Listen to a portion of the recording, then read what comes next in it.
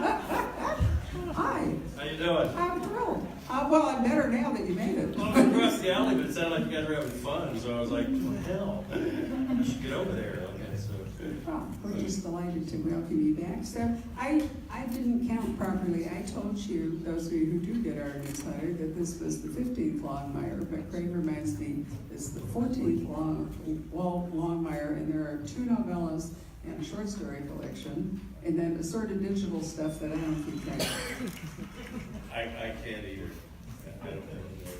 You're just a word machine. So there was a woman last night at the event in Denver, and she said, she goes, I can't remember what she was asking a question. She said, but I haven't read all your books. I said, well, I haven't read all my books either. And then she laughed. And I said, but if that was James Patterson, that could be true. Like I said. It could definitely be true since he hasn't written many of them either. So there we go. Are you, just to clear this out of the way, because it's bound to be a question, are you preparing one of your Christmas stories for Oh, absolutely, yeah. Oh, yeah. And are those a digital publication, and then you collect them after a while? How's that work? I mean, basically, what I do is that it just seemed like what happened, how that all started, like with the short stories, was I actually was. How did it start? I guess it was, that's how I met Tony Hillerman, as a matter of fact, is what happened. It was the Cowboys and Indians Tony Hillerman short story contest. And I wrote a short story, and my wife read it, and she said, well, there's no way you're going to win with that. And so then I rewrote it. Finally, it went in, it must have been a weak year, like it won. And so then there's really nothing more useless to an author than a single short story, you know? I mean, what are you going to do with that, right? And so I had the thing laying around, like it got to be about November the next year, and I thought, you know what would be kind of cool would be to give this away to everybody that's on my newsletter. I thought that would be kind of fun. That way, they can get a free Christmas gift when they get up on Christmas morning. And so I sent it out, and I didn't know how much trouble I was making for myself until the next November rolled around and everybody started asking, where's this year's Christmas story? And I was like, damn, I hadn't written one, you know? And so, because I never really thought of myself as a short story writer, so I quickly wrote another one. And it kind of became tradition. Every year, I'd send one out. I still do every year, send one out on Christmas morning. And so when there was about a dozen of them, like that, Viking Penguin said, if you'll do a baker's dozen and write one special for the collection, like that, we'll publish it. We'll put all the little short stories together and set it out in the same format as the little novellas, Spirit of Steamboat and Highwayman. And so they did, and I thought they did a really wonderful job with it. So you're working on the second collection. I am. I think I'm about 8 short stories in, so maybe here in about, maybe 3 or 4 years. Like if I'm only doing one short story a year, that kind of slows down the production, a little bit. But yeah, probably somewhere along those lines. I'm going to interrupt for a moment. I heard a phone, and I would appreciate if you turn your phones off. But now I'm going to have one of those embarrassing moments, Patrick. I left my phone on the table outside. Did you happen to save me again? Probably not, but could you? No, I have an embarrassing moment. My wife is in here somewhere. Yeah. Where are you, honey? Judy? Way back in the back. Tell everybody what you're doing. She's watching the Eagles game right now. Well, for those of you who can't see Judy, you didn't notice. Oh, no, I didn't. No, so I showed you. That's what reminded me about my phone. This is Craig and Judy outside the cabin, and when you listen to the podcast, you remember we did the podcast? Yeah, when we were there. Sure. All right, Craig actually built this entire cabin, and he built a guest cabin, which is wonderful, and it's kind of death-defying because bedroom is upstairs, lovely cabin downstairs. There's a bathroom, and it's not upstairs. So there's a metal spiral staircase like they have in the fireman's thing, and in the dead of night, it's exciting. But Craig's office. That's what the balcony is for. Right. There's nobody around. It's Wyoming, So. And Craig, I had this discussion this weekend at the Belmont. There's a real difference between men and women in that women hardly ever hang themselves over a balcony or even a bridge. You haven't been to New Orleans, have you? No. Not recently. Amsterdam, there are women hanging over all balconies. accidentally mooning all your lives. Okay, there we are. But Craig has a wonderful office, which he has built in a loft with the same death-defying spiral staircase that comes down in the cabin. So if you go in the front door and you proceed towards the rear, that's where the magic happens, right? Yeah, it's a nice spot. Like, I mean, we lived in the first part of the house that I built. Like, it was about 24 by 32, and so it was a small, little log cabin. And we lived in that for about 7 years, and then, I guess basically recovered from the financial destitution that, buying the property and building the first part of the house. Like, and then I added on the backside, like, had a garage, 2-stall garage, and a breezeway that connects into the old part of the house. Like, and then I got up to the roof level, like, and I thought, as anybody knows about construction, it's always cheaper to go up than it is to go out. And so I decided, what if I go another like 8 courses of logs, that will give me about a 6-foot sidewall, and then I'll have a great big, open area up on the top up there that I could use as, just a writing area. And that's where I do the writing. Like, I've got a window on the north side, like I'm looking out into pasture land, like that, and then you go out on the balcony there, like that, and look to the west, and there's the Bighorn Mountains, and look to the east, and that's the Powder River country, like that. So it's very emotive for me. It's a very nice place to work, I have to admit it. That's wonderful. And just to conclude this travelogue, while we were there visiting Craig, we met you in Sheridan. Right? Mm-hmm. And in Sheridan is the bar. Mm-hmm. The famous bar. You want to describe the Mint Bar. I don't know how many of you guys have been to Sheridan, Wyoming, but the Mint Bar is right there on Main Street, and it's probably the most quintessential Western bar you could ever possibly hope to walk into. It's pretty amazing. And then across the street is the Valhalla of cowboy roping. It's King Ropes, like that, where they make all of the ropes, for King Ropes. And they have their own Western museum in the back too. Like, it's a very, it's a ranching community, but it's very cowboy oriented in that area. So if you drink in the Mint Bar, you are surrounded by taxidermy.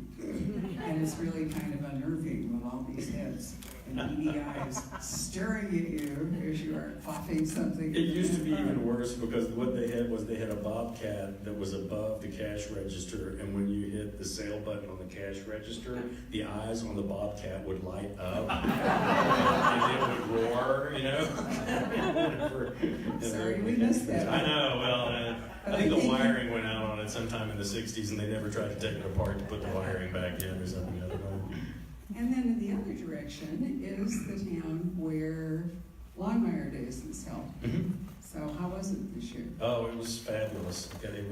We always think it's going to taper off a little bit or kind of plateau, and it never does seem to. It just always seems to get bigger and better like that. And when you take into consideration that basically what this is the little town of Buffalo where Longmire Days takes place, it's like about 4,500 people or so like that. So it's a small town like that. And on Longmire Day weekend, it gets to about 15 to 20,000 people come in, along with the TV people too.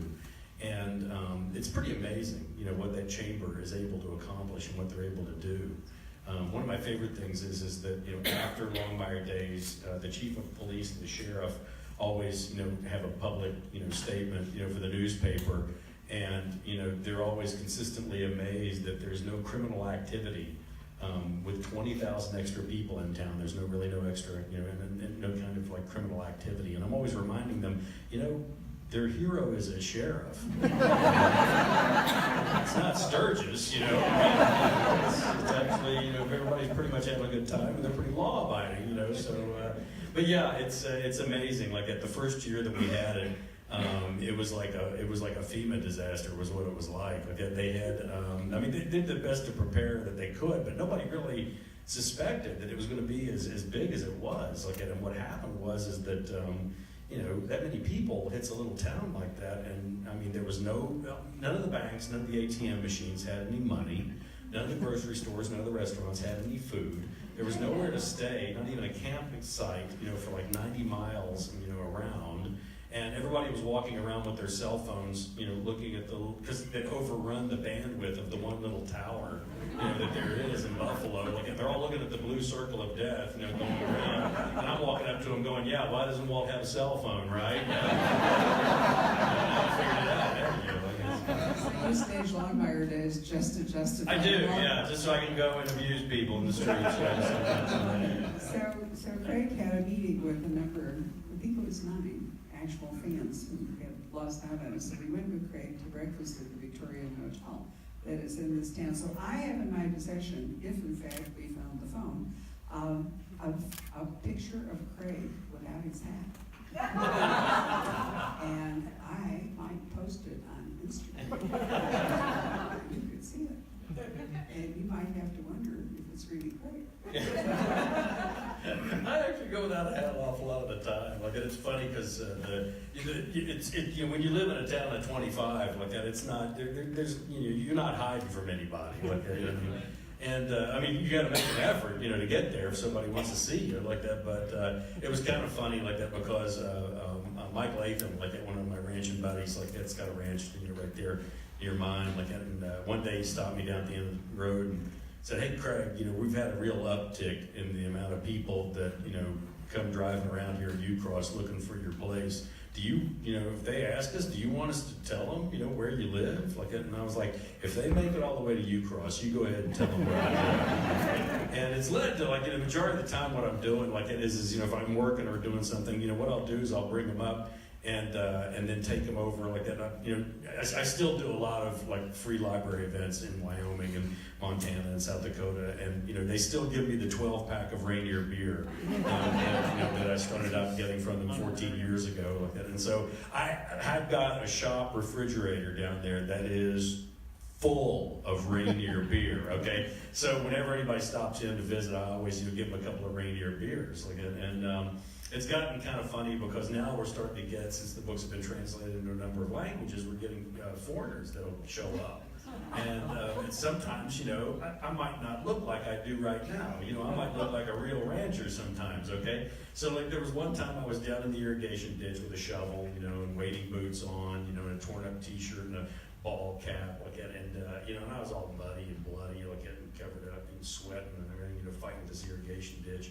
And I see this minivan turn the corner down at the end of the ranch road. Like it comes up the ranch road, and it's got like Colorado plates like that, and it stops. You can tell they're creeping, up the ranch road, so they're not quite sure if they're where they should be, or they're not sure where they're going, or whatever. They get as far as the irrigation ditch, and they stop like that, and then I hear that whirr, like that, the electric window going down, and this very thick French accent says, "We are looking for the home of Craig Johnson." And I look at him, I go, "Well, that would be me." Like, and there's a long pause, and they go, "You're kidding." It's like, no, it's me. Like, some jobs, they're a little dirtier than others. Like, I brought them up, like, and I let them sit on the porch and drink a Rainier beer. Like, they had the time of their lives. Like, it's always funny because I get these emails from people from like Denmark and Belgium and Germany, really incredible beer countries, right? And they always write, they go, "We're so excited about coming to Wyoming, and we're going to have a Rainier beer." Get your hopes way up high. If you take them to the bar, they won't even know what that's they're true. drinking. That's they true. Won't be so that's riveted by the taxidermy. So here we are, just for fun. Why don't we talk about your book? Sure. Why Death not? of Winter. Why not? Which is why we're here. This is a break from Wyoming. Mostly Walt's in Wyoming, but he has gone east to Philadelphia at one point. Well, and then Vietnam at one point. And then, that's one of the things I really like to do with Walt is, there are a lot of people that would like me to do just Absaroka County, right after another, every book, Absaroka County.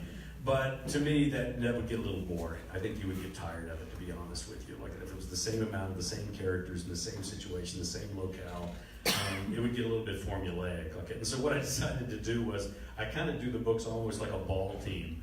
It's like I'm doing home and away, I'll do like a home game, like it where, it's in Absaroka County, and, all the regular characters are there, like that. And then I'll do an away game, like that, where, I take the characters out of their element, because I think you can learn a lot about the characters when they're not in their comfort zones, when you can take them and put them in different places. One of my favorite ones was the third book, Kindness Goes Unpunished, where Walt actually goes to visit his daughter in Philadelphia. And that was really fun, like that, because, you know, it wasn't the first time that somebody had taken, you know, like a Western character and taking them Eastern. You know what I mean? There was that TV show, McCloud, like that. There was that Clint Eastwood movie, Coogan's Bluff. But the problem was, it always seemed like they kind of treated the Western character like he was a boob, you know? And I wanted, you know, I think Walt's like a world-class detective. And I thought, you know what, I want to put him up against the 5th largest police department, you know, in the country, and just, you know, see how well he'll do. Like, and it seemed like he did pretty well. Excuse me, like that. But thank you. But that's kind of the fun part of, like, you know, of taking them, putting them in different situations. But this one was kind of predicated, you know, by Tomas Bedard, like that, who's kind of been a thorn in Walt's side ever since Serpent's Tooth, like that, about 5 books ago. They kind of went head to head in Absaroka County, like that, and that did not end well for Tomas Bedard.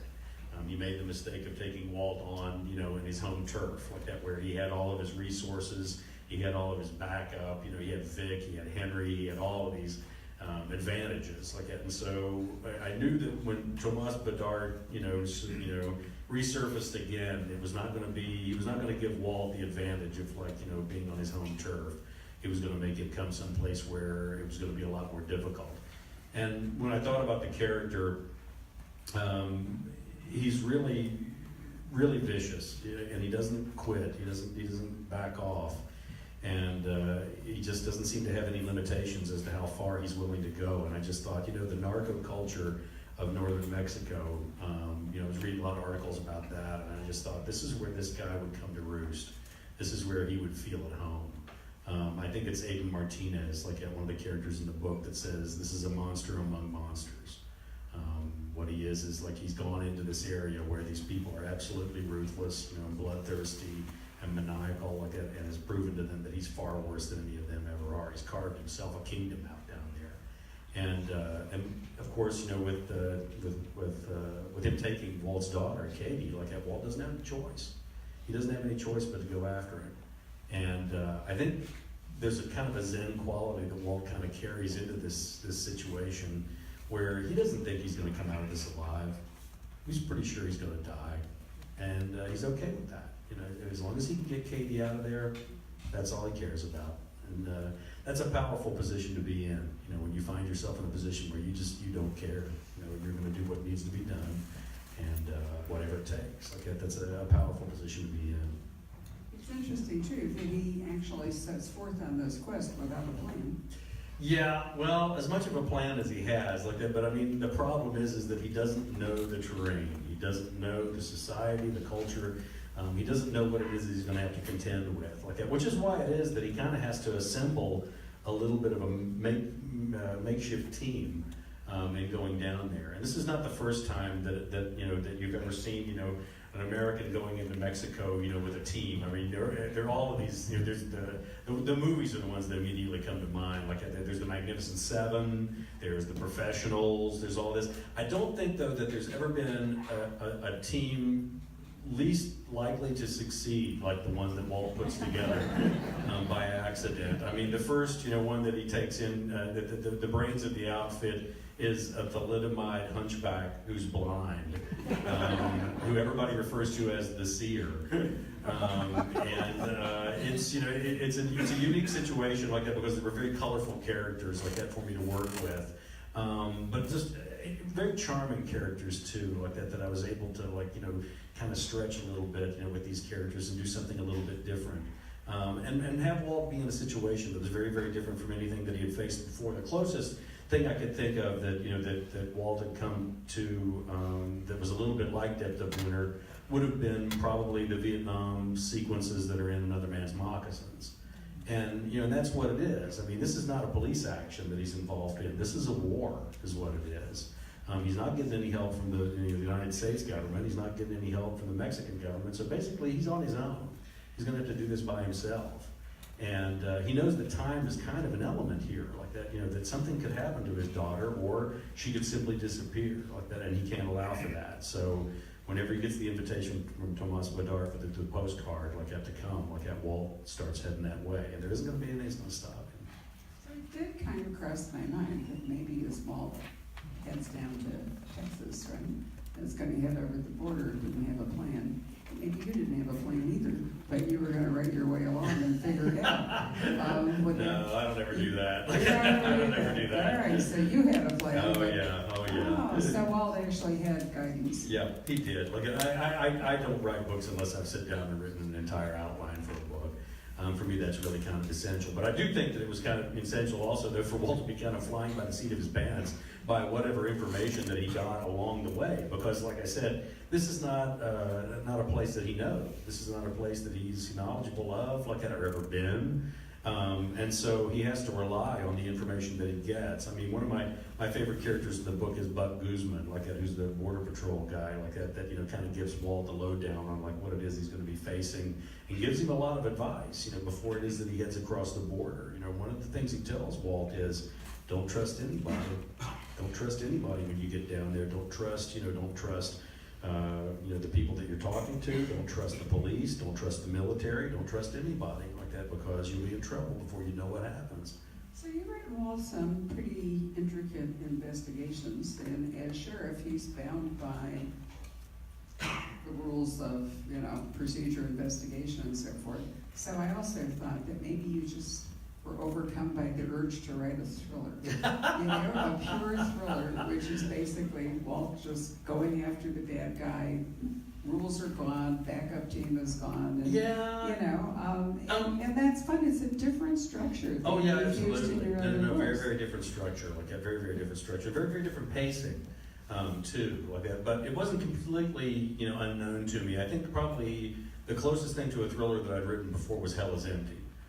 The one where the criminals escape up into the Cloud Peak Wilderness area. Walt goes after them, and that, you know, that early spring blizzard like that. And that one was, you know, there really wasn't too much of a question of who the bad guys were and what had happened like that in that one either. Like it was a question of, you know, what was going to happen. Right, but you've come off your Agatha Christie book Yep. and your Sherlock Holmes book, and so I thought, okay, here's Craig, who's been kind of, you know, doing classic sorts of stories, deciding to bust out and, you know, Jack Reacher sort of, except Jack Reacher usually, well, I don't know that he ever has a plan, but we always feel like he does know what he's doing. There's a slight difference. Oh no, I mean Walt, you know, he definitely, you know, he's out of his element in this book. There's no two ways about it. Like, but I guess the fun thing for me also though was like, you know, the big quest of the book was, which comes from the quote and also from the title of the book is like, you know, is Walt going to be able to do this and still, you know, retain his humanity? You know, I didn't want him to go full Death Wish or anything like that. I mean, is he going to really be able to go up against these individuals who really don't seem to have any kind of like qualms at all, like that about killing, you know, just, you know, to hear the sound of their guns? Is he going to be able to go up against these individuals and be able to stop them and still be able to retain his humanity and be able to bring that back to Wyoming and bring it home and still be the man that he is? Like, I think, you know, and so that was one of the big challenges of the book, was to attempt to see what kind of changes it was going to wreak on Walt to have to be in the situation. Yeah, you know, since he didn't take them along, it was pretty hard on the people back in Wyoming. You know, Vic and everybody. I never can. The Basque guy. Come on. Cesar Vittorio. Thank you, Cesar Vittorio. Aren't going to be really comfortable with all this. No. And, you know, Walt may be ready to die, but they're not necessarily ready to lose him. Well, and that's you know, that's kind of like why it is that Walt does what it is that he does. He knows that, you know, that these, you know, he knows that Henry, he knows that Vic, he knows that everybody in Absaroka County will help him if he needs it, but he's not willing to risk their lives like that to do something that he needs to do like that. And so in many ways, he strikes out on his own simply because he does not want to risk them. You know, there's just no way that he's going to be able to do that. But that's Walt's side of it. I'm talking about the other people. Oh yeah, no, they're pissed. They're pissed. Okay, and, Well, elegantly put. But Vic particularly is pissed. Like, you know, yes. at least Walt was able to hand his granddaughter off to Henry, and you know, he hands his granddaughter off to Henry and says, "Take her up on the reservation and keep her safe, because it's totally possible they'll be after me, but they might also be after my family." Like, and so take her up there and keep her safe. And he can't think of a safer place than the Northern Cheyenne Reservation with Henry. With Henry. On the other hand, we'd feel safer if Henry were with Walt. Walt voices that opinion a number of times during the course of the book. I guess so. You know. Did you have something you wanted to read a introduction? I can Why if don't you should so do that? desire. Absolutely. I can. I had also there's a little funny story that goes along with some of it too. Like I've been going to Mexico like my whole life, and I really enjoy it. I think it's a spectacular place. But there's some areas obviously they're a little bit more dangerous than others are these days. And so I found out that in El Paso you can actually hire guys to take you over into Mexico. And so they're fluent in Spanish, they know the culture, they know the situations, they know the lay of the land and all of this. And so I made arrangements, to go over, and they tell you what to wear, and they tell you, what to say, what not to say, what to not do, all these things. And so, because I was going to some places that might be a little bit dodgy. And so anyway, made the arrangements, and went over, with this guy. We had a really good time. I'm over there for a couple of hours. We go south of Juarez, into some really rural areas, and these guys are driving by with automatic weapons and all this stuff, and giving you the hard eye. And boy, it's you get the feel that something bad could happen pretty quick. But nothing did, and we got along pretty well. We were at the Kentucky Club, having a margarita, because that's what you have to do when you go to the Kentucky Club. And so we're sitting there having a margarita, and he looks at me and he goes, "Are you a cop?" And I said, "No, I'm not." And he goes, "Well, are you in the drug business?" And I was like, "No, I'm not." And he says, "Well, what do you do?" And I said, "Well, I'm a writer." And he goes, "Well, what do you write?" And I said, "Well, I've got a series of books that I write about a Wyoming sheriff." And he goes, "Longmire?" I was like, "Shit, I'm gonna have to break cover." I said, yeah, actually. He goes, "Don't tell anybody that." He said, "The second biggest money-making operations here in Juarez are kidnappings. And if somebody finds out that you write Longmire, they're gonna kidnap you, okay?" I said, "That would be bad, because I'm not sure that my wife would pay the ransom." She can watch the Eagles. Exactly. As long as she can watch the Eagles game, she doesn't really care. So let's see if I can do this properly. Hold it. It's not bad. There we go. Okay. This is actually from the beginning. It's actually from the beginning of the book, and it's like I said, there are two quotes that kind of encapsulate the book in many ways. One is the quote from Albert Camus, which is, "In the depth of winter, I finally learned that there was in me an invincible summer." And I think that kind of speaks for a number of different things. First of all, it kind of speaks to a question of Walt's humanity. That was the big test. Could I get Walt in there and get him out and still have him be a good man? Was it possible? And then the other one I love you guys, I really do, because you just go right along with me, no matter what harebrained idea I come along with. And all my little tricks too. The books are written on a cyclical pattern. So they're they're 4 months, they're 4 different seasons, right? And so this was the winter book, okay? This was the winter book. And you guys hear that I'm coming out with a book called Depth of Winter. And I get emails from people every once in a while that say, "There's a lot of snow in your books." And I don't live in Key West, And so I know you guys were expecting full-blown blizzards, in the Bighorn Mountains and all this kind of stuff, and the temperature never gets under 100, I don't think, in the whole book. So I thought it would be kind of fun to have a Depth of Winter book that turned out to actually be kind of hot, as a matter of fact. And this is actually from chapter 1. Hopefully you'll enjoy it. So. I turned my water glass in the slick circle of condensation on the smooth red lacquer of the table between us and studied the man across from me. I was afraid that if I didn't pay attention, he might disappear. The Seer was like that. It was as if he simply drifted away, giving him access to places without appearing to be there, making other people's secrets his own. "You should take in some of the culture while you are here, south of the border. Go to the bullfights." Adjusting the straw pork pie hat to a jauntier angle, the hunchback smiled. "You might enjoy it." I said nothing. He looked at my general direction, the smile slowly fading. "My friend Miguel Guerra says that you are highly motivated, but that if I can talk you out of this, I should." I still said nothing. He stared at me.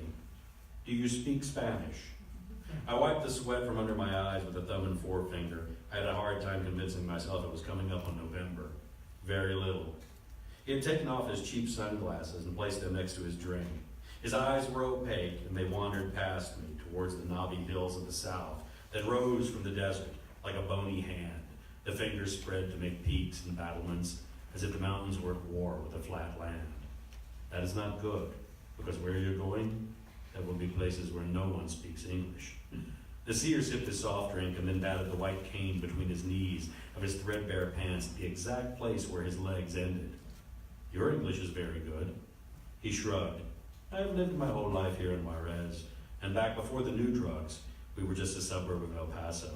He glanced down at his truncated legs. Not the old drugs that did this.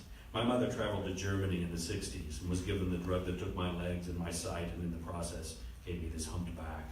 He vaguely waved, sitting there like one of the battlements behind him. Did you know that hunchbacks are seen as lucky in my country? That we bring good fortune? I hope that's the case. Personally, it has never brought me any providence. He paused for a moment and then turned towards the Club Kentucky, seeing it the way it was in his mind's eye.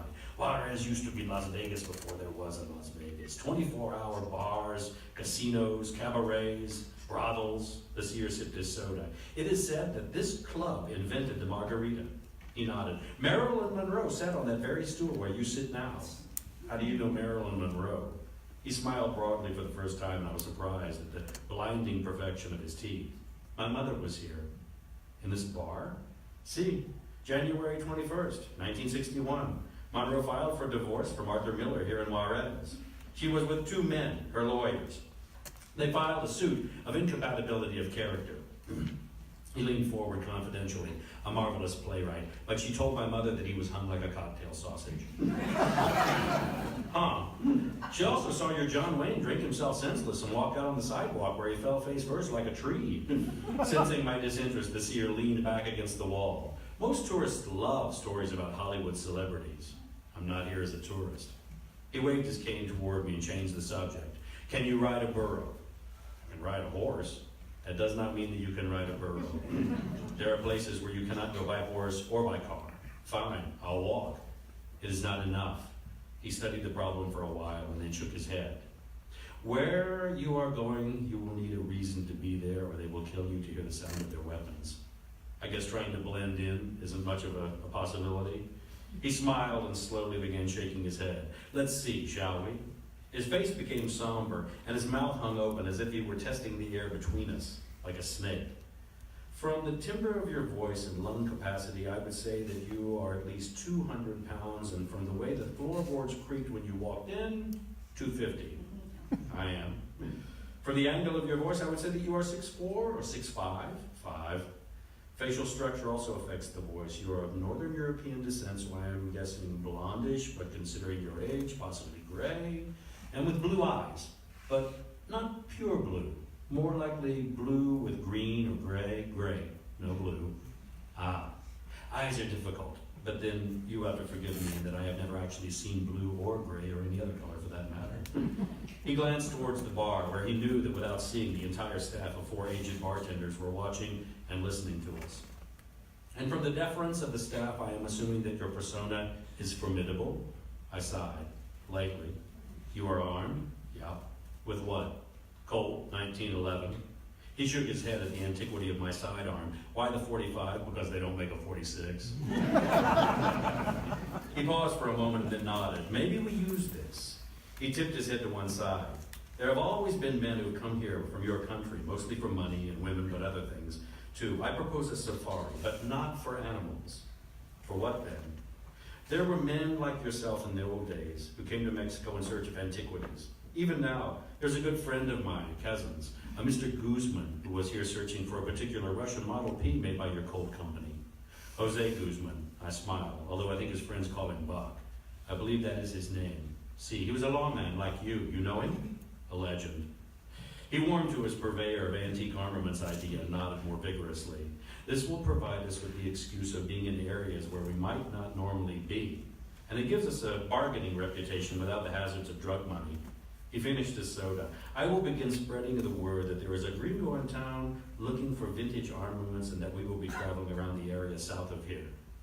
We? He lowered his eyes. Yours is a good cause, and I would like to help. I shook my head, but then spoke, realizing that he couldn't see my response. I can't let you do that. I appreciate your help, but if you go with me, you're likely to be killed. I'm half dead now. What does it matter? He folded up his cane and reached out his arms like my granddaughter Lola did whenever she wanted to get out of her high chair. We will need a driver. I finished my water and then pushed the old wheelchair. which was painted a vibrant turquoise and orange towards the door. The cane across his knees. You're not going, and I don't need a car. I have a truck parked on the other side. He turned to shake his head at me. A new truck? I don't know, a rental. Why? He took charge and wheeled past me towards the bar and the front entrance. Too new for our purposes, and the U.S. plates are too conspicuous. We will need something that blends in, along with a driver who knows the roads. Hastily, I tossed a few pesos on the table before following after him. I thought cars couldn't go on the roads where we're going. He called back over his shoulder. Eventually, but first, we will need a driver in a vehicle that will not arouse suspicion. One of the old bartenders opened the door for him and then assisted me in getting him over the rubber threshold with a demeanor that read, "Happy to be rid of both of you." Blinking from the bright sun and pulling at my sweat-soaked shirt collar, I joined the Seer on the streets. Does it ever cool down in this damn place? It snowed here 37 years ago. He replaced his inside sunglasses with the oversized ones that he used. In the winter, at night it gets cold, he grinned, sometimes. We had reached the curb when a large, honest-to-God, pink 1959 Cadillac convertible pulled into view and slid up in front of us like a pulsating puddle of Pepto-Bismol oozing to a stop. A young man with long hair and amazingly thick glasses got out and came around, opened the door and saluted me. Hola, Capitan. The Seer gestured towards the young man. My nephew, Alonzo, our driver. I gave him my hand. Walt Longmire. Good to meet you. He lifted his uncle from the wheelchair and carefully placed him in the cavernous seat, and then put the conveyance in the cavernous rear. I leaned forward, but the Seer stopped me with his cane. We have not discussed the fee for our services. I figured we'd get to that. He gestured towards the nephew and stuck a hand out. $100 US apiece per day, plus expenses. Driving this, gas alone should be another 1,000. I shook his hand and noticed how strong his grip was, and then reached out and tapped the longhorn steer horns that were mounted on the hood. So this is the inconspicuous vehicle that we'll be taking south. Alonzo gunned the motor. This sunless, goat-fornicating, God-forsaken, flat beer-tasting beast will carry us as far as the equator, if need be. He grinned, and you could tell that he and the Seer were from the same genetic corral. We will see you tonight at Our Lady of Guadalupe Cathedral. He threw an arm over the side of the caddy and pointed down the street. I will meet you inside a little before 9 p.m. He turned his head. Any questions? Yeah. Running my eyes over the glossy flanks of the hot pink Cadillac, the outrageous tail fins, the largest ever produced, I stuffed my hands in my jeans and glanced at him. How much Mary Kay did you have to sell to get this thing?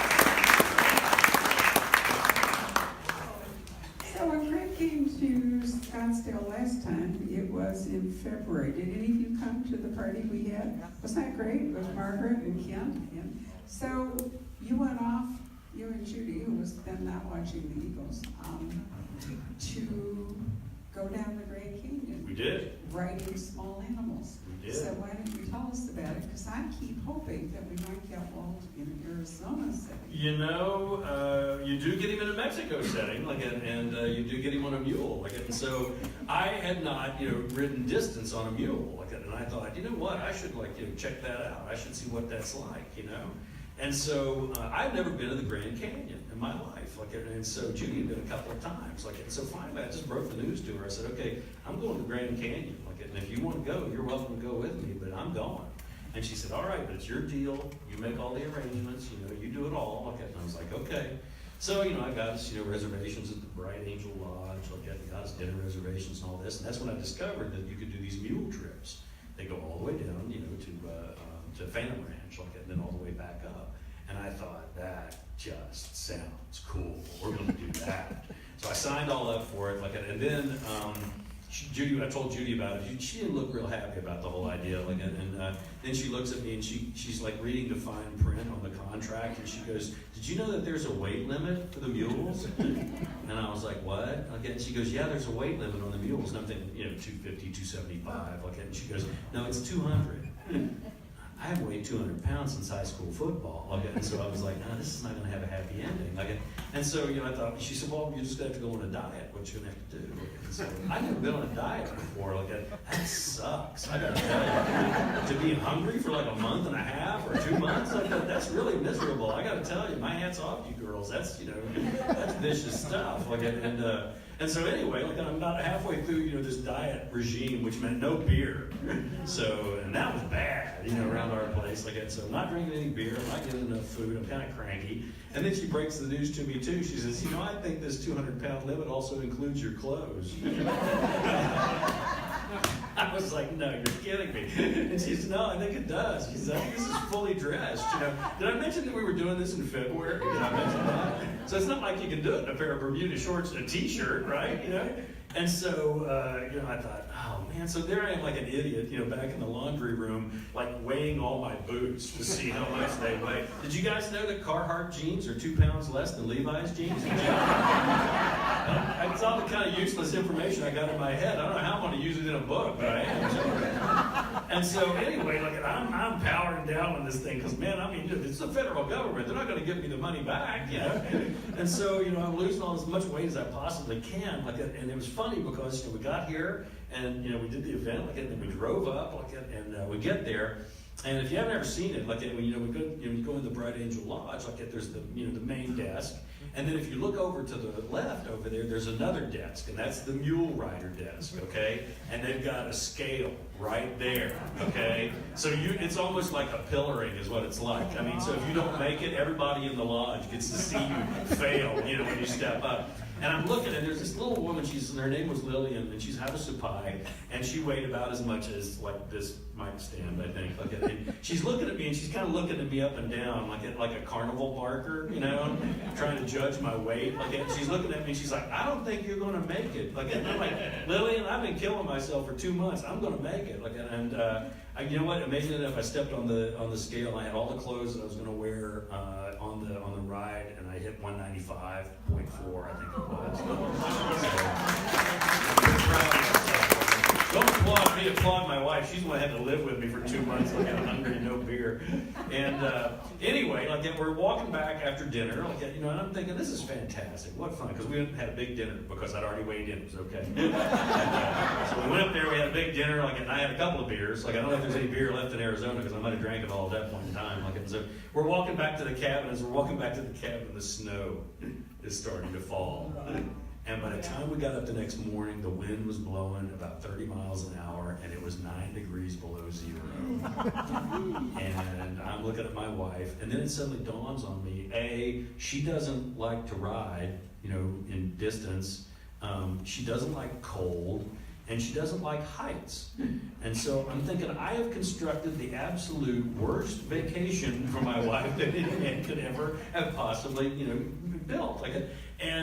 But boy, she was a trooper. She was a trooper. She went the whole way. She had a fantastic time. It was really, really wonderful. And if you haven't done it, you really should. If you can bring yourself to do it, if you can bring yourself to do it, do it. Because going all the way down, less than 1% of the people that visit that rim actually go all the way down to the bottom and all the way back up. Less than 1%. And it's really, really worth it. Because standing there at the edge and looking at it is one thing, but going down into it, all the way down to the bottom of the river, making it across those tunnels and everything, it's just absolutely incredible. And I got to admit, if you do have a problem with heights, don't do it. Don't do it at all. Because they're one of the first big turns that you do. There's a big rock cornice. It's about between me and you, it's about that wide. And there aren't any guardrails or anything, okay? There's nothing to keep you, from going right off the edge if you decide to fall right off the edge. But the first thing they tell you when you start out is there are no suicidal mules, okay? And so, they've got this one big cornice where you go out on this edge, and you're out on a cliff. And those of us who've done mountain riding, you've seen 50-foot drop-offs or 100-foot drop-offs or things like that. These are where you go around the corner, it's 3,000-foot drop-offs. It's like looking out of a plane as it's coming in here to Sky Harbor. And the name of the corner it's called the Jesus Corner is what it's called. And the reason is because the first word that will come out of your mouth when you make that turn, I can just about guarantee it will be that. But we did it, and we had a really grand time. Like it was pretty You have wonderful. to put it in a book. Yeah, well, I did. Okay, so a little travel tip in case you are a person who doesn't want to be up on the top looking down, or you can ride a mule. You can actually visit the Colorado River and drive along it on the Colorado River Thruway if you come down from Highway 70 towards Moab. And I have done that, and my daughter and her husband who are here have done that. It's very close to actually being down in the canyon. Wow. Without, it's not, you know, the same exactly, but it's probably as close as you can get to being able to go down to Phantom Ranch. I bet you don't bond with your car as much as you bond with that mule. By the time No. No, you don't. you are in a very intimate, relationship with that mule by the time you get down there. We had a pretty intimate relationship with our car. The car? After driving all the way around Wyoming. It was really wonderful going up to, Yellowstone and across the Bighorns and taking a side trip to Mount Rushmore from the bottom of Wyoming, which is a $500-mile detour each direction, but crazy. Right. That's why those audiobooks are really important. So, anything else you would like to say about the depth of winter? What are you working on, Walt 15? Oh yeah, I am. Oh yeah, I'm about 12 chapters into Land of Wolves. That's a great title. So, and it's from a Basque phrase, the land of strangers is the land of wolves. Remind us why there are Basques in Wyoming. And also Nevada. In the latter part of like the 1800s, the federal government opened up a lot of pasture land up in the mountains. And it wasn't particularly suited for cattle, but it was really well suited for sheep. And there's hardly anything cowboys know less about than sheep, like other than women.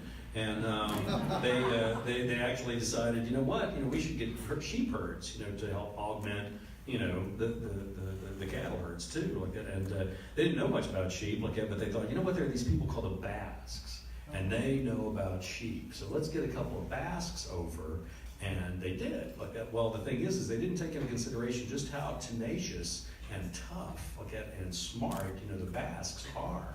And so what they would do is whenever a Basque would come over, they would help sponsor another Basque to come over. They would take all of their money like that to sponsor another Basque to come over. And so in Johnson County up in Wyoming, it's a very large Basque population like that. Some of the largest ranches in Johnson County are owned by Basque families and have been since the turn of the century before last. Like, and so it's really kind of amazing to me because I'm always looking for ethnicities and different pockets and different aspects of like Western culture that might not be in the big textbooks. We all know that because we live here, like, and so we know about all these little facets and details. But for me, it's always interesting to try and enclose those in a book and have them, people from other places like actually get to learn about who we really are.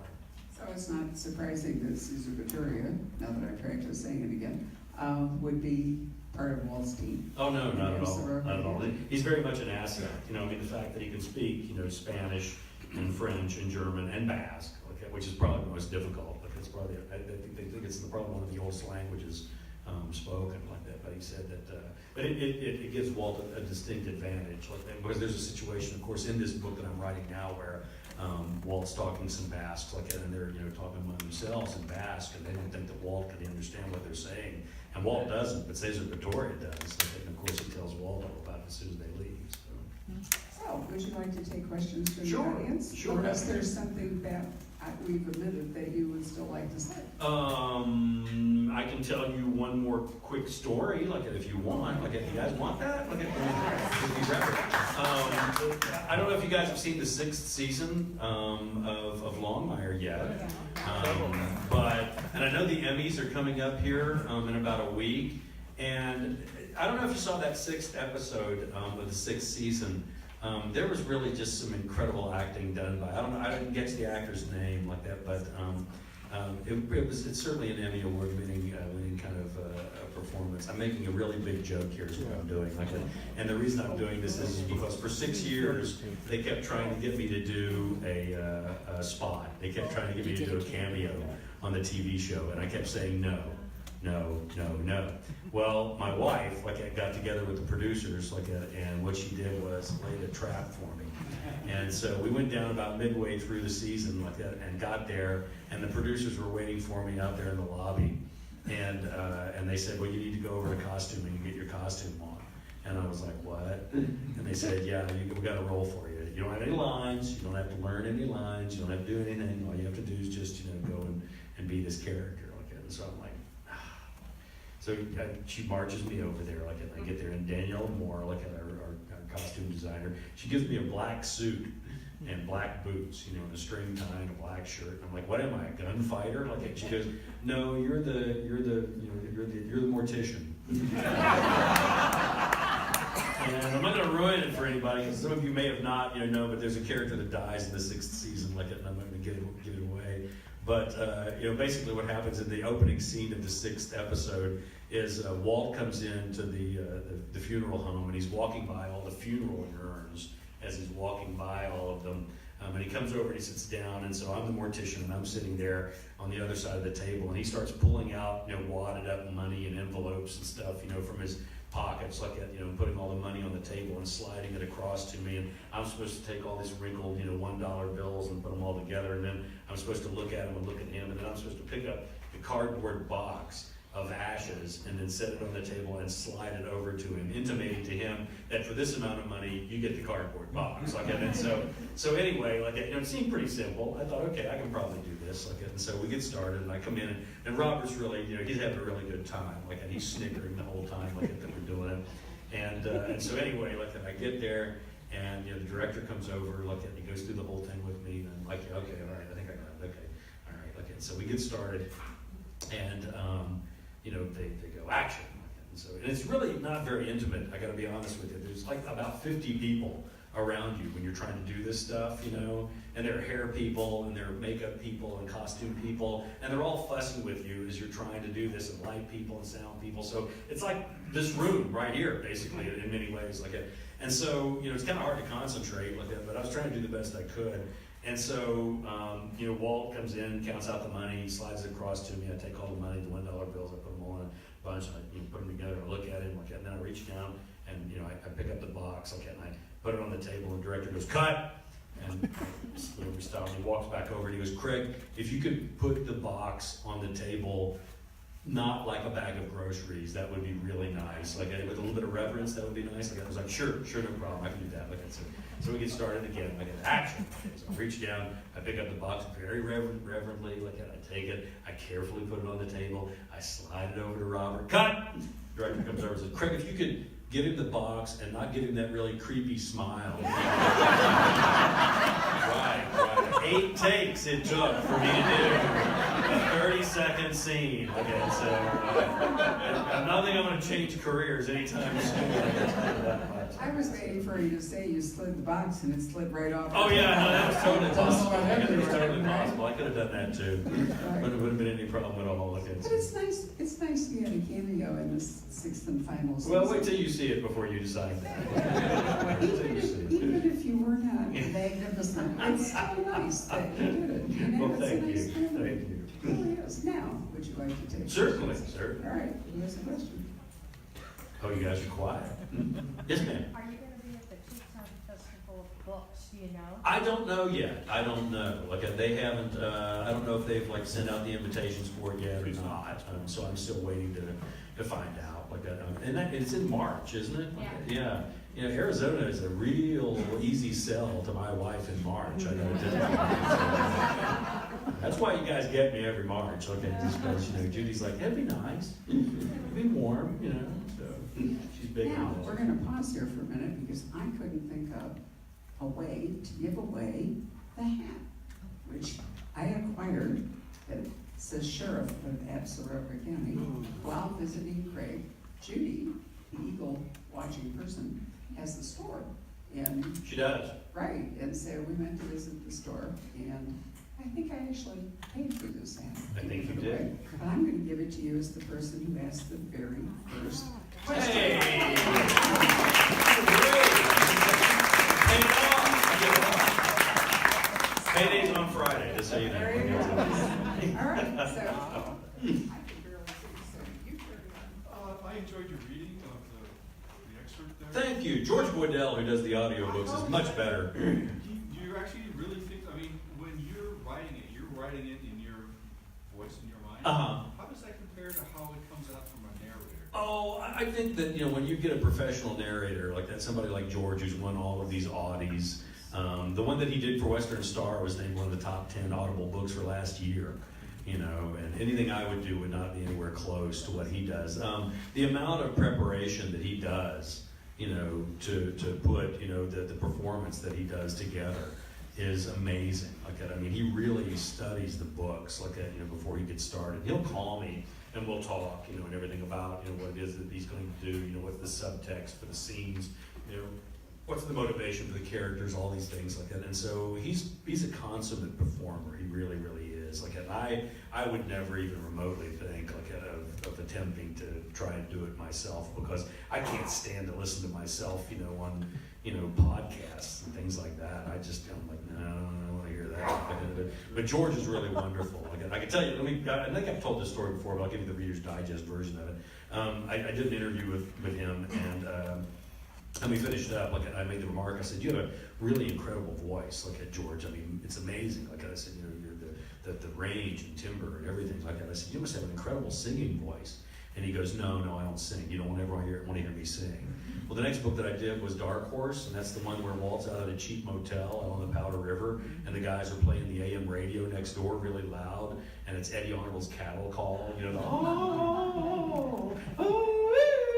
George calls me up on the phone and goes, "You son of a bitch." Hi, George, how are you? He's like, you don't have Walt sing for 4 novels, and all of a sudden I tell you I don't sing. The next thing, Walt's singing. He says, "No, you have Walt sing, you have him yodel, really?" So I don't think George has completely forgiven me for that just yet. Let me interject that those of you who have been fortunate enough to see Greg here and listen to him read, if you're reading the book, what are you going to hear in your head? You're going to hear Greg, right? Oh, How many of you would hear Robert Taylor? How many of you would hear Robert Taylor? Okay. Okay. The power of Hollywood. Right. You mean there are books? I know, Still my I know. favorite of all your lives. Anybody else? Yes, sir. Yeah, you went up to the Police Sheriff Academy training, I think, in the Midwest of Wisconsin. Yeah, How I did that go? It was great. I had a great time. It was wonderful. For me, it's always fun to go through the things that Walt's going to go through And so the fun part for me, of course, was pit maneuvers.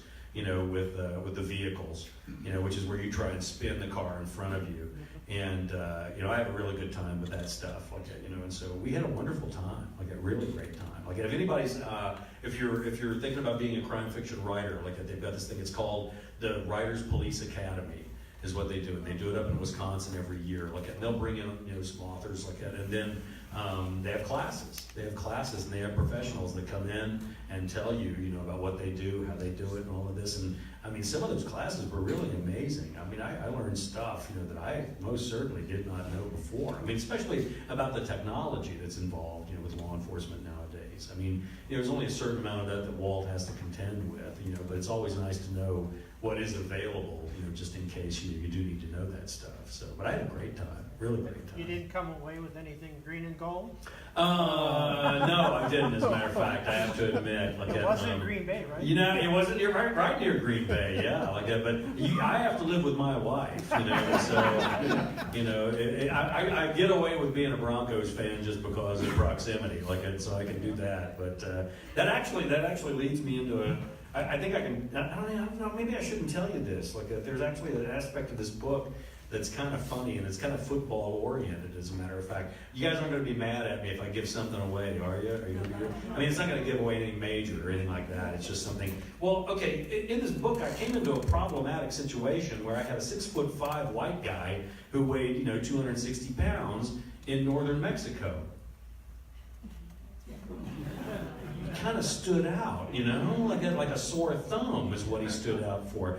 And there's actually a part, where the Mexican military police actually show up at the cathedral, and they're going to arrest Walt, because they know that there's this Wyoming sheriff that's coming to Mexico illegally, and they're going to arrest him.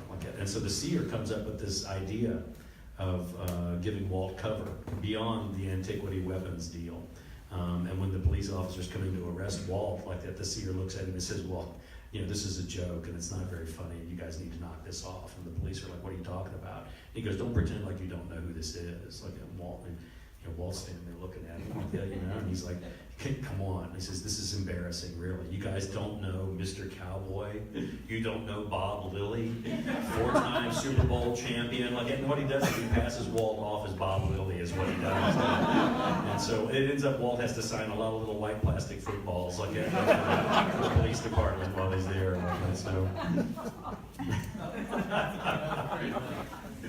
Anybody else? Okay, yes, sir. So what was the inspiration for the 30 Seconds of Zen that you do on Facebook that is so gratifying Oh, for thank those you. who tune in Thank and then you. suddenly we get to zone out and just kind of like be there Thank you with so you. much. It's awesome. You know what, the problem with the internet, the problem with social media, so many times it's so contentious, and it just seemed to me that wouldn't it be nice to have something once a week, so every Sunday I just put 30 seconds of something like that, and it can be, a campfire, it can be the horses, it can be if I'm fly fishing that weekend, it can be just, the water, for about 30 seconds or so. Right. And I realize that a lot of folks, have really complex lives, and don't have access, maybe to a lot of those areas that I'm in. And so, for me, it's a nice opportunity to kind of pay back. Well, it's great for us too. Thank you. Thank you for noticing that. I appreciate it. Yeah. Yes, ma'am. All the way in the back, in the balcony there. How did you feel about how your books were translated into the series? Well, how did I feel about the books being translated in series? You're talking to an executive creative consultant here. As I always say, that means I know where the porta potties are on set. No, I mean, the big thing is that, I was lucky, in the sense that it was a package deal from CAA, and Warner Brothers.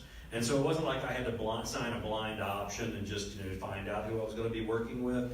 I got to meet the producers and the directors and everybody and the executives that were going to be working on the show, and kind of gauge their interest and see what they had done. Look at the shows that they had produced.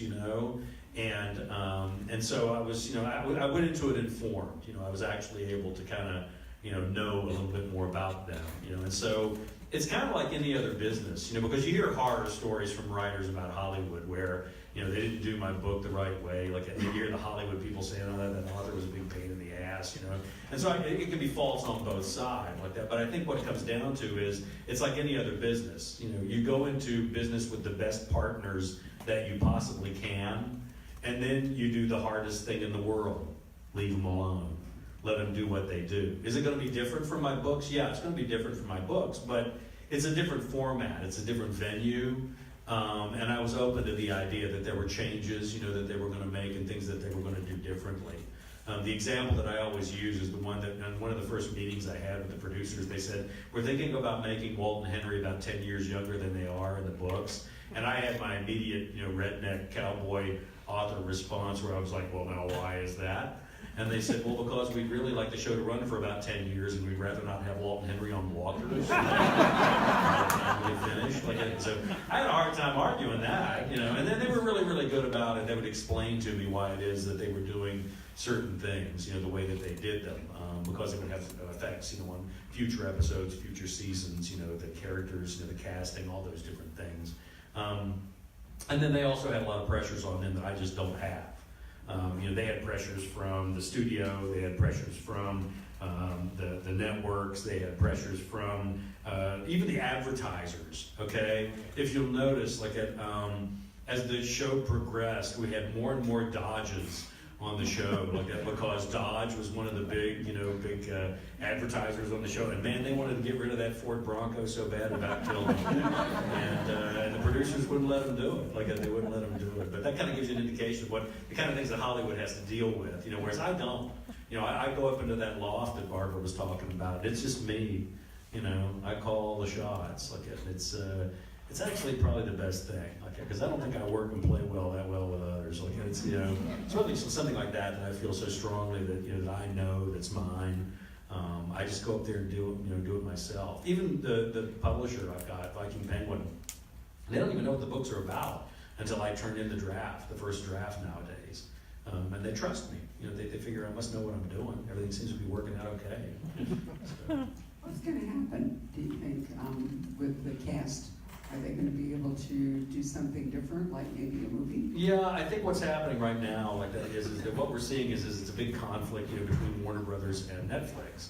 And you know, Warner Brothers. Well, the problem is Netflix's biggest growth market is overseas. I don't know if you know that or not, like that, but their big growth market is overseas. Like, well, the problem is that means that Warner would have to cede the foreign rights. Like, and Warner Brothers just doesn't do that. They just don't. Like, so they keep the foreign rights.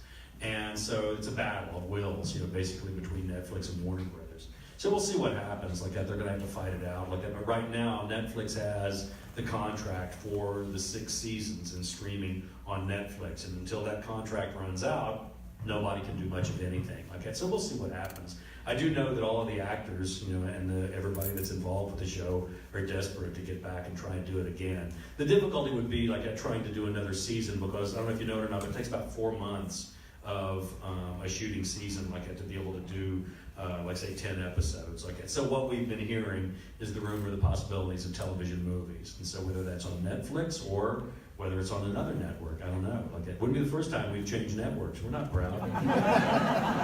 It's almost like whack-a-mole. I know. We're like cockroaches. We won't die. Like, so. Question. I work with high school seniors in the writing classes, and the hardest thing to get them to do is to think that writing is not, oh, I'm just going to wait till I'm inspired. Oh boy. Can you talk about like your writing process? You know, I'm a big believer. There are two stories that I love. Like the first one is Jack London, like that. He said, you know, motivation. You know, you can't wait around for motivation. You got to go after it with a club. You know, and then the other one that I love is Pablo Picasso, like that. And somebody asked him one time. They said, "Are you ever intimidated, you know, by the blank canvas?" And he said, "When I get up in the morning, that canvas better be afraid of me." You know, I think you really just kind of have to get that point of attack. You know, and I think, you know, in some ways, you know, what it boils down to for me is I really love writing. I really enjoy it. You know, whenever I hear writers talking about, oh, it's just such hard work, you know, and I just bleed at the table, and I'm like, you're doing it wrong. I mean, you know, it's just, I really love doing it. I really enjoy doing it. I like to think that the same reason why it is, you know, that you guys like, you know, reading the books is the same reason I enjoy writing the books. Like, it's just, you know, I love the company of the characters. I really, really do. And I can't wait, you know, to get back, you know, to that writing desk, you know, and that keyboard to find out, you know, what exactly and how they're going to deal with the situations that they're going to deal with. So I think a lot of it's the approach, you know, not seeing it as this vague, artsy kind of thing that, you know, will, you know, overtake you at some point. I mean, you can't really do that. You know, I think you really just got to sit down and get going. I mean, the example I use all the time is I've never heard a ditch digger say, you know, I'm just not feeling the ditch this morning. I don't know what the ditch's motivation is, and I can't really get a feel for the ditch. So no, get the shovel in your hands and get in the ditch. You'll figure it all out. So, and I'm the same way with the writing. Get your butt in the chair. You know, get your fingers on your fingertips on the keyboard, and things will start happening. And until, you know, that moment arrives, like, you haven't got hope. So jump in. That's what I say. There's a poor gentleman up here in the back corner that's been raising his hand. Oh, yeah. Are you being annoyed by that woman who's watching the football game beside you? Is that what's happening? Ma'am, do you mind leaving? I'm afraid that we're going to have to ask you to leave, if that's okay. Oh, okay. All right. So Philadelphia guy. They're all alike. They just... Sixth Street land over for sale.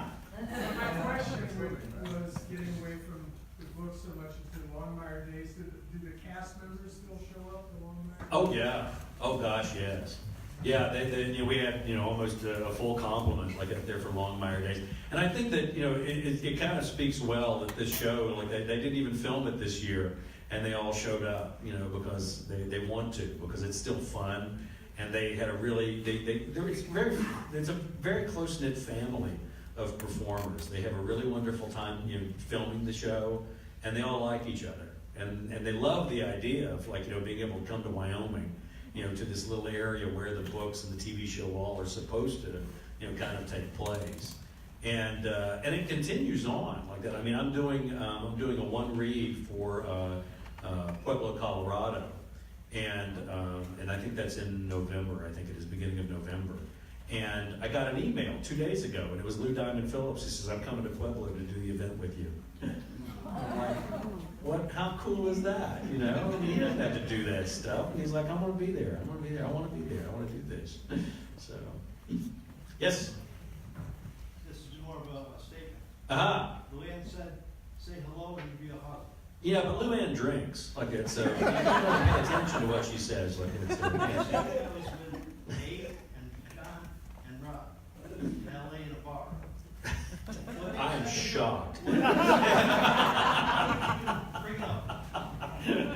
No, it's and I think Luann's planning on being at the Dallas event. I think she's planning on being at the Dallas event. So I mean, that kind of gives you an indication. I mean, I'm just the writer. I'm just the guy that writes the books. For gosh sakes, like and the actors, kind of pop up like whatever. It just kind of gives you a sense of. I think they really like the characters. I think they really like the feeling of humanity that the characters kind of bring and the multidimensional aspects, of them. I mean, so much of the time they get asked to do an awful lot of stuff where they're like running around, with plastic ray guns in their hands, and the dialogue is really crappy. Like I remember asking Robert one time about one of the movies he was doing, and I said, "What's it about?" And he goes, "A paycheck."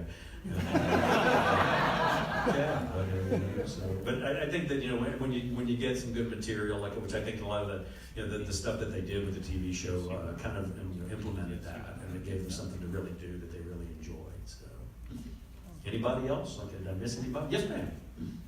Season 6, no, I don't get Netflix. Now if you're talking about that role in the 6th episode, I agree with you. It was Emmy award-winning material. It really was. When are they going to have that released you can buy? November. Oh, it is. Yeah, it comes out in November. I think there are bootleg Chinese copies for sale on eBay, but I wouldn't advise you to buy those, because I don't know if they really work or not. You might want to be careful about that. Yes, ma'am. Have I seen? No, I haven't. No, I actually haven't. Like I don't get that much of a chance to see very many movies, or watch much television. It's always amazing because people think I'm some kind of television expert or something. They're always asking me, "Have you seen this show? Have you seen that show?" And I'm like, "No, I barely see our show." Like that, And I did. And what we used to do, like that, whenever we made that jump to Netflix, it was kind of funny, like that, because they drop all 10 episodes, boom, okay. And what Judy and I would do was we would I think it was like once every 2 weeks we would watch an episode. And so we were kind of like, making them last as long as we possibly could. Now, granted, I'd already read them and given them feedback and gone back and forth with them. So I knew what was happening, but I hadn't seen the performance. The only problem with that is then, whenever Longmire days would come along, Adam Bartley would run up to me and go, "Did you see my performance in the 8th episode? What did you think? Did you like it?" And I'd have to say things like, "You were really good. It was great." And he'd look at me for a minute and go, "You haven't seen it yet, have you?" So I kind of have to admit. But yeah, I guess for me, the reading and the writing is so much of my life. Because I don't think you can be a writer without reading. I think it's really kind of essential. I always kind of challenge myself to a certain extent. I like to read writers who are a hell of a lot better than I am. I'm reading one right now by a fellow by the name of Larry Brown. He was an author from Mississippi who passed away here a couple years back. And they actually found the last manuscript of his last book. And it was an unedited manuscript, close to 500 pages long. And it kind of was a little bit of a lesson for me, like that, because there was no editing to it, because they didn't want to edit it because he had died. But I'm just wading through that book, having a great time reading. I don't care if it's edited or not. It's Larry Brown, and I'll read anything he ever wrote. So for me, that's kind of fun. Yes, sir. Just kind of along that line, do you ever go back in your story and read it and say, "What was I thinking?" Or every moment of my life. I mean, if you didn't hear me instant editing, while I was doing that reading here today, like that. I mean, that's. I think that's what I tend to refer to as creative dissatisfaction, is what it is. I remember sitting with Mark Sprague, who's a pretty wonderful Wyoming author up in Cody, and we were sitting in the Front Street bar, like that, and he goes, "You know what you don't want to have happen, Craig?" And I said, "No, what's that?" He said, "You don't want to have this happen." A great man wrote that. He's like, "Then you're dead. You were just artistically dead." And I think he's right. I think, you have to have that little bit of like, oh, it could have been just a little bit better. I could have done this, I could have done that. But you can kind of trace, your abilities as a writer. When you go back and read the first book, that you wrote. When I go back and read The Cold Dish, there's a lot of rough edges in that book. But the plot works. The characters are there, and it gave me the bedrock for everything that I needed to be able to continue on and write another, 13 novels. And I haven't even scratched the surface of Walt yet. He's got so much more, there, to work with that, I'll probably write these books for the next 20, 30 years. Seems like a great comment to close on, but let me say this, that, to be a published writer, you actually have to let go of your work at some point. You could write it forever, and strive for some ideal of perfection, but at some point you have to let it go. And here's a thought for you readers, it doesn't help to send comments to the author about mistakes in the book or different direction. It's already done. It's published. I'm just amazed, sometimes it just isn't helpful. I know. I don't mind it though, because I like to know it. Whenever you get those, you always write back, and say thank you so much. But they're supposed to fix, subsequent editions that come out, but very rarely do they ever. A lot of times I'll find a mistake that I told them about 7 years ago, and it still hasn't been fixed. So. Absolutely true. Craig, it's been a pleasure again. Oh, my Thank pleasure. you very My much pleasure, for guys. coming. What a great little place.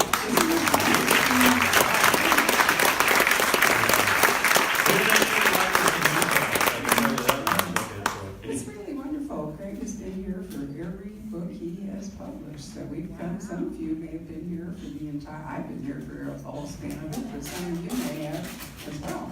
So here's what I'm going to ask you to do. Craig is going to migrate up there to that table. It's probably better if those of you in the front just stay here and those of you in the back